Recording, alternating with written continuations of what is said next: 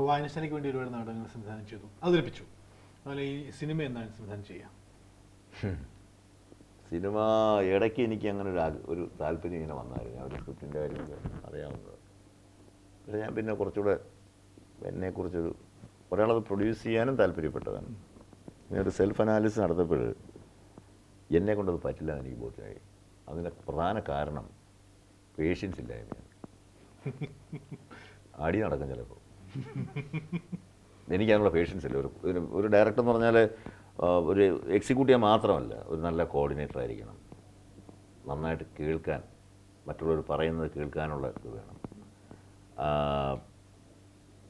ആ ആക്ടർ പോലും അറിയാതെ തന്ത്രപൂർവ്വം അയാളെ കൊണ്ട് നമ്മൾ ഉദ്ദേശിക്കുന്ന പല കാര്യങ്ങൾ ചെയ്യാനുള്ള ഇതൊന്നും എനിക്ക് പറ്റില്ല. അതുകൊണ്ട് ഞാനത് തൽക്കാലം മാറ്റി വെച്ചിരിക്കുക. ഒരു ഐഡിയ. എഴുത്തിന് ഞാനങ്ങനെ കൃത്യമായൊരു എഴുത്തൊന്നുമില്ല. എൻ്റെ ഏറ്റവും വലിയ ആഗ്രഹം എഴുത്തുകാരനാവാന്നുള്ളതാണ്. ഫിക്ഷൻ, കഥകൾ എഴുതണം, നോവൽ എഴുതണം. പക്ഷേ അത് പറ്റുകയില്ല. പിന്നെ എനിക്കറിയില്ല, അത് ഈ പേഷ്യൻസിൻ്റെ കുറവായിരിക്കും.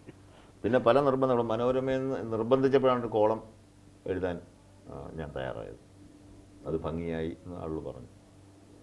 20 വർഷത്തിന് മുമ്പ് അഭിനയിക്കാനായിട്ടുള്ള ഒരു അത്യാഗ്രഹം കൊണ്ടാണ് ഞാൻ ആൽബിയുടെ സൂ സ്റ്റോറി എന്ന് പറയുന്ന നാടകം.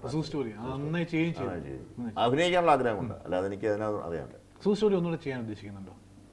അതെപ്പോഴും ചെയ്യാവുന്നതാണ്. പിന്നെ ലങ്കാലക്ഷ്മിയുടെ ഒന്നും പകുതി സ്ട്രെയിൻ പോലും ഇല്ല.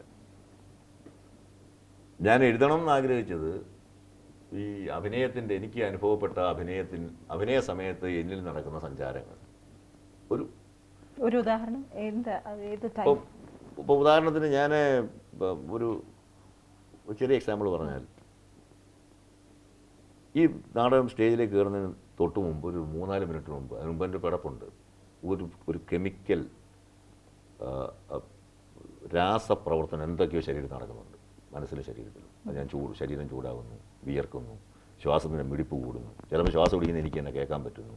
ഒരു ഭയങ്കരമായ കോൺസെൻട്രേഷനിലേക്ക് വരുന്ന ഒരു ഫീൽ എനിക്ക് വരുന്നു. പിന്നെ അങ്ങോട്ട് ഒരു 1-2 മിനിറ്റ് കഴിയുന്നതോടുകൂടി പിന്നെ ഇങ്ങനെ കയ്യിലേക്ക് ഒതുങ്ങി വരികയാണ്. അത്തരത്തിലുള്ളൊരു ചേഞ്ച്. പിന്നെ നാടകം അഭിനയിക്കുന്ന 1 മണിക്കൂർ അല്ലെങ്കിൽ 2 മണിക്കൂർ എന്ന് പറഞ്ഞാൽ നമ്മുടെ വ്യക്തിസത്തയിൽ നിന്ന് തീർച്ചയായിട്ടും മാറിയിരിക്കുന്ന സമയമാണെന്ന് എനിക്ക് ഫീൽ ചെയ്തത്. അതിനിപ്പം ഒരുപാട് തിയറിറ്റീഷ്യന്മാർ പറയുന്ന അയാൾ മറക്കാറില്ല, അങ്ങനെയൊക്കെ എനിക്കറിയില്ല. പക്ഷേ എന്തായാലും ആ സമയത്ത് എന്നിൽ പ്രവർത്തിക്കുന്ന എൻ്റെ സബ് കോൺഷ്യസ് മൈൻഡാണ്, ഒരു കമ്പ്യൂട്ടർ തന്നെയാണ്. കഴിഞ്ഞ അത്രയും ദിവസങ്ങളിൽ റിഹേഴ്സൽ ചെയ്ത് ഉറപ്പിച്ച് വെച്ചിരിക്കുന്ന സാധനം ചുരുളഴിഞ്ഞ് വരുന്നതായിട്ട് എനിക്ക് ഫീൽ ചെയ്യുന്നു ആ സമയം.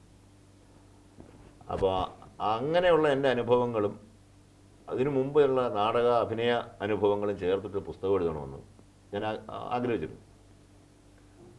ഇതിൻ്റെ ആദ്യത്തെ അക്ഷരം എഴുതുന്നതിനും വർഷങ്ങൾക്ക് മുമ്പേ അവർക്ക് ഗോപിച്ചേട്ടൻ പറഞ്ഞു, ഗോപിച്ചേട്ടൻ എൻ്റെ മനസ്സിൽ ഇങ്ങനൊരു പുസ്തകത്തിൻ്റെ പേര് വന്നു, അഭിനയത്തിൻ്റെ രസതന്ത്രം, ദി കെമിസ്ട്രി ഓഫ് ആക്ടിങ്.